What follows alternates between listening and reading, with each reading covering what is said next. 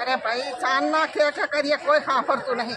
एक पर लोहा मांदा एक पर बीमार आपने कहवा जाइए तो गांठना आड़ोसी पाड़ोसी हमने क्या नहीं माटी ना खावा दे तक नहीं खाड़ा बुरावा दे आम करी करी तो हमें हैरान आजकल करता कोई बीमार થઈ ગયા साफरतु नहीं तो कहने कहवा जाओ મચ્છર ન તો તરાસ થઈ ગયો मच्छर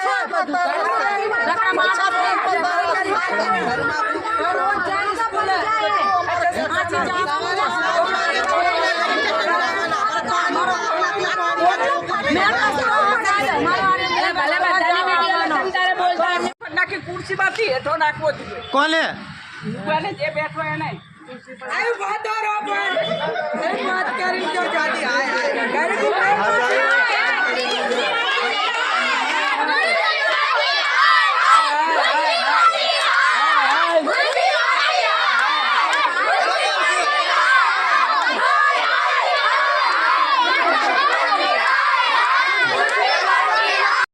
હું વિરમગામના જનતા જનના કિરીટભાઈ બોલું છું।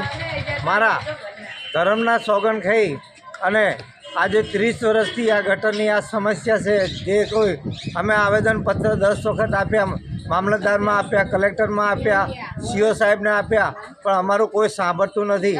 અત્યારે હાલની સહિતના અંદર અમારે જનાધર આવતા જતા રહીશો અને આવતા જતાના માટે બહુ તકલીફો પડી રહી છે। ઘરે ઘરે છોકરાઓ બીમાર પડી રહ્યા છે, મચ્છરોનો ત્રાસ થઈ ગયો છે।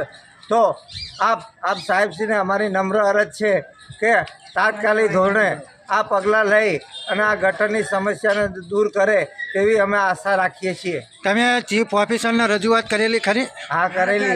કેટલી વખત કરેલી?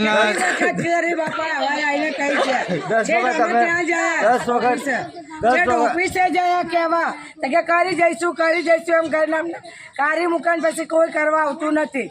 ગટર ખુલ્લી હોય તો અમારા છોકરાને મચ્છર કરી મારા ઘરવાળાને ડેન્ગ્યુ મચ્છર થઈ ગયો તો બી સામું નહીં જોતા કોઈ બી। તો તમે આપણે જ્યારે યુવા ધારાસભ્ય ચૂંટણી લડતા હતા ત્યારે વિરમગામ અમારા ખાલી ચૂંટણી આવે ત્યાં સુધી કહેશે કે અમે કરી આપીશું ચૂંટણી જાય હજી કોઈ સામું નહીં જોતું અમારે। પણ ત્યારે તો વિરમગામના યુવા ધારાસભ્ય એવું કહેતા હતા કે વિરમગામનો અમે વિકાસ કરશું, પણ કોઈ સામું નહીં જોતું અમારા। આ ફેરની અંદર આવતી ચૂંટણીના અંદર મ્યુનિસિપલ કોર્પોરેશનની હોય કે ધારાસભ્યની હોય, અમે તે ચૂંટણીનો બહિષ્કાર કરીશું અને જનતા જનાર્દન અમે એકત્ર થઈ અને તમામ વિરમગામની જનતા જનાર્દન અમે આને બહિષ્કાર કરી અને આનો નિકાલ ના થાય ત્યાં સુધી અમે વોટનો બહિષ્કાર કરીશું। તમે જે આ ખુલ્લી ગટરનું ઢાંકણું છે, આ જે સુરતની અંદર હમણાં થોડાક ટાઈમ પહેલાં 2 વર્ષના દીકરાનું આની અંદર પડી અને મોત થયું, જેને 2 કલાકની મહેનત બાદ એ છોકરાને બહાર કાઢ્યો। તો તમારા વિરમગામની અંદર તિરુપતિ કોમ્પ્લેક્સ આગળ આ ખુલ્લી ગટર છે, તો આની અંદર પણ તમારે છોકરા પડવાનો ડર રહેતો હશે ને? જય હિન્દ, જય ભારત। આજે વિરમગામથી મારા એક મિત્રનો ફોન આવ્યો કે પિન્ટુભાઈ, તિરુપતિ કોમ્પ્લેક્સની આજુબાજુ અમારું મકાન છે અને એ મકાનની અંદર લગભગ 4 વર્ષથી પૂરેપૂરી ગંદકી અને ત્યાં ખુલ્લા ઢાંકણાઓ છે, તો ત્યાં જવા માટેનું કોઈ પણ રીતે રસ્તો નથી। અમે વારંવાર ચીફ ઓફિસરને પણ રજૂઆત કરી। આ રજૂઆત મેં અહીં આવીને પણ સાંભળી, એટલે મેં તાત્કાલિક ચીફ ઓફિસરને હાલ એટલે કે 5 મિનિટ પહેલાં મેં ચીફ ઓફિસરને ફોન કર્યો અને ચીફ ઓફિસરને જણાવ્યું કે તિરુપતિ કોમ્પ્લેક્સની અંદર લોકોને ખૂબ જ તકલીફ પડી રહી છે, ત્યાં ખુલ્લી ગટરો ઉભરાઈ રહી છે। ત્યારે ચીફ ઓફિસર સાહેબશ્રીએ મને જવાબ આપ્યો કે અઠવાડિયાની અંદર એ કામ થઈ જશે। તો ત્યાંના રહીશોએ મને એવું પણ કીધું કે આ વાતો માત્ર 4 વર્ષથી થાય છે, પરંતુ આ 25 વર્ષ, પરંતુ 4 વર્ષથી આ વાતો થાય છે, પરંતુ કામ આ દિવસ સુધી થયું નથી। તો શું યુવા ધારાસભ્ય જ્યારે વિધાનસભાની ચૂંટણી લડતા હતા ત્યારે વિરમગામના વિકાસની વાતો કરતા હતા, તો થોડાક કેમેરામેન આમ વિકાસની વાતો, તો શું આવા વિકાસની વાતો કરતા હતા?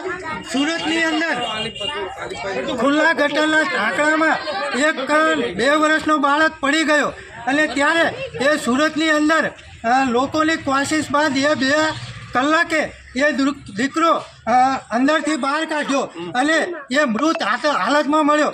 તો તમે જોઈ શકો છો કે વિરંગામ તિરુપતિ કોમ્પ્લેક્સની અંદર આજ ખુલ્લી ગટરો અને ખુલ્લી ગટરનું આ ઢાંકણું, તો આની અંદર કોઈ પણ આવું થશે તો એની જવાબદારી કોની રહેશે?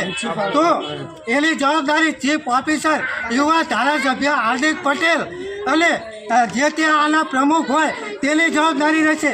એટલે તમે જોઈ શકો છો કે આ લોકો આ મચ્છરની હાલતની અંદર આ લોકો કઈ રીતે રહેતા હશે. અને આ દેવી પૂજક સમાજ પોતે આ કેટલા છોકરાઓ છે તમે જોઈ રહ્યા છો, તો કંઈ પોતે મા બાપ એમની સાથે ના હોય, જ્યારે ત્યારે આ ખુલ્લી ગટરની અંદર પડશે તો એની જવાબદારી કોણ લેશે? અને ચીફ ઓફિસરને અત્યારે જ મેં ફોન કરી અને એમને આ તમામ વિગતો જણાવી છે. તો હવે ચીફ ઓફિસર પણ આના માટે પગલાં શું લે છે એ જોવાનું રહ્યું.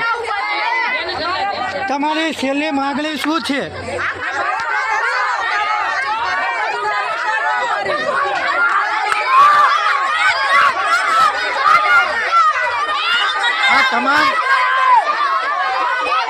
આ તમામ લોકોની એક જ માગણી છે કે જેમ બને તેમ ઝડપથી આ જે ઉભરતી ગટરું અને આ ખુલ્લું ઢાંકણું છે એનું કામગીરી ચાલુ કરવામાં આવે. અન્યથા આ તમામ લોકો મામલતદાર શ્રી તથા ચીફ ઓફિસર શ્રીને